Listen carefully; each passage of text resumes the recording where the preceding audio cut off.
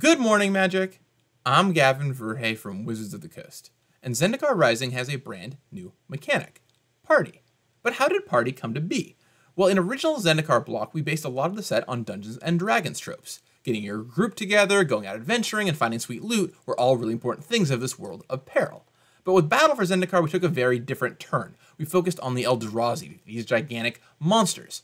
And while that went over okay, with Zendikar Rising, we really wanted to get back to that Dungeons & Dragons feel. And so what is more Dungeons & Dragons than assembling an adventuring party? So in a classic example of a Dungeons & Dragons game, you've got really four main character types. You've got your wizard, and hey, Magic has wizards. You've got your rogue, and Magic has rogues. You've got your cleric, and Magic has clerics. And you have your fighter. Magic doesn't have a fighter.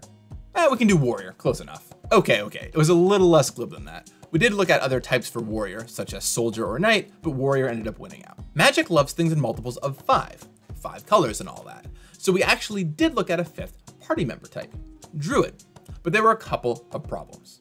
The first problem was that it really made the scaling even more difficult. We were already trying to figure out how to scale cards between 0 and 4, for example, on a cost reduction effect, and scaling it from 0 to 5 was just one more knob to think about. The second problem was actually more of a creative problem. You see, if we had to put more druids in the set, that would mean taking out a bunch of cool non-humanoid creatures. And Zendikar has all kinds of awesome monsters to show off, and we wanted to make sure we could capture that in the set. Now, we still did link them by color in a lot of ways. Every color has one class they get a ton of, and one class they get none of, with one exception I'll get into here in a moment. For example, with white, they get the most clerics, but they get no rogues. Blue gets the most wizards, but no warriors. Black gets the most rogues, but no wizards. Red gets the most warriors, but no clerics.